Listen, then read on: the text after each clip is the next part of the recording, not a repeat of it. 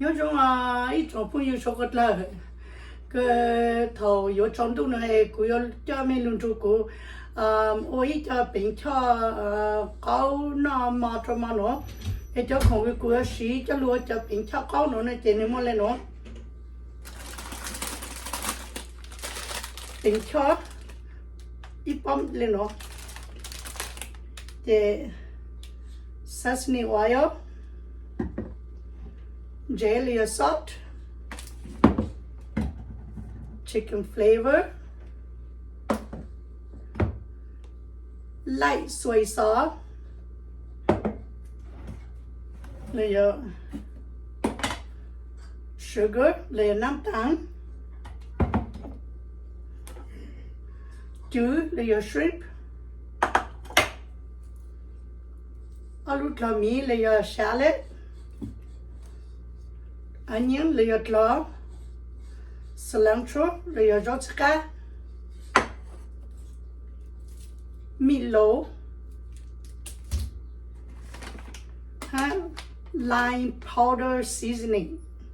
Để cho con cái cối xí cho lúa cho bình cho con nó chỉ nên mua lên nó xứ. Còn nó cái chế tôi cũng bao là chế cối nát bình cho con.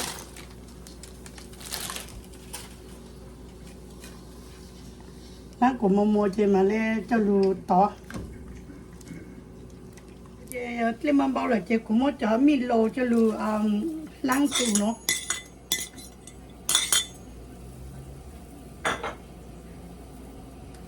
Lát của nó su rồi mà lấy cho một tó nè.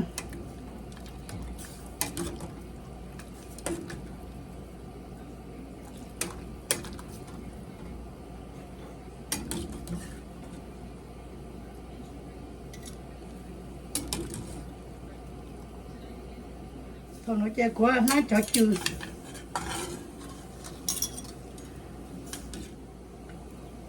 Chơi chừ rong là chơi muốn đường bu cho một chót lên trà.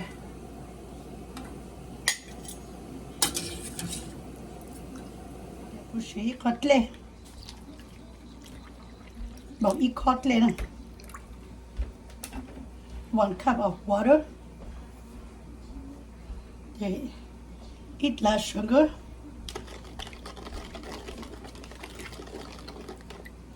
Okay. Ginger, lemon. Okay, chicken flavor. Light soy sauce. No, your light soy sauce.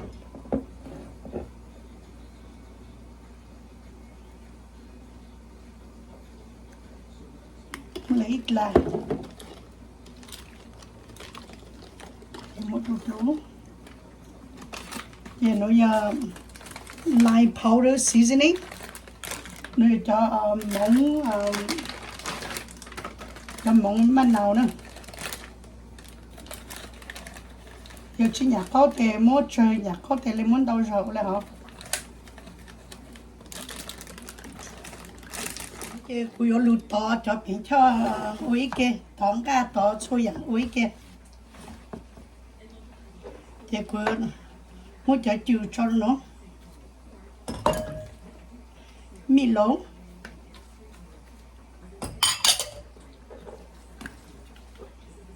Cái Shallot.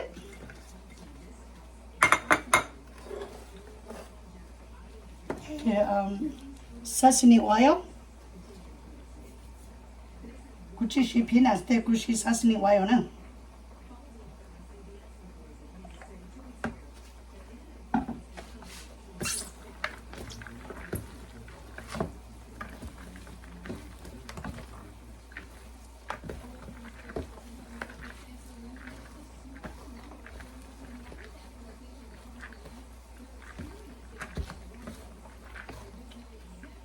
Thì muốn cho cô lau đồ rồi. Cho sauce nè.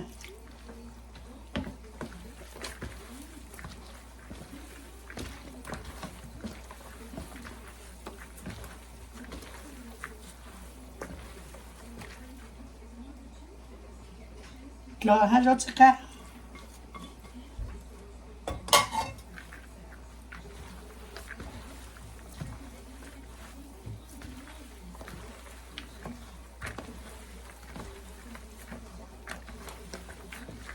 quân nên làm giàu ok thì mà để sự sáng được cả sự cho yang từ chiếc cá giàu mà lấy chăn gì là họ rốt lo lấy cái nước lâu dễ là lấy lâu uno lấy yêu họ nó chỉ tao hát là họ nữa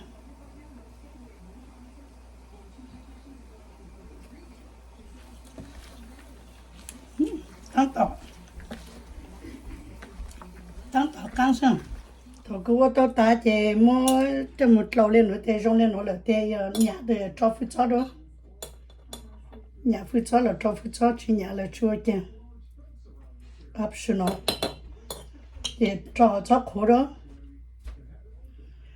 cứ cho sau cứ chỉ cho họ cho được còn nhiều yêu nó nữa rồi nữa giờ cứ tay bình cho câu cứ cho luôn nó mót cho mà nữa rong xa ở mình xuất được cho cái mình chỉ được sai của tao bình cho nó mà ha mình nhả nó chỉ cho một rồi mình chỉ tôi nên tên mình tôi nhiều tao rồi mình nó ha bằng là like share subscribe phụ trợ của ha bên mà xin chích lô cho lực clip video nhau rồi mình xuất lần xin chích lô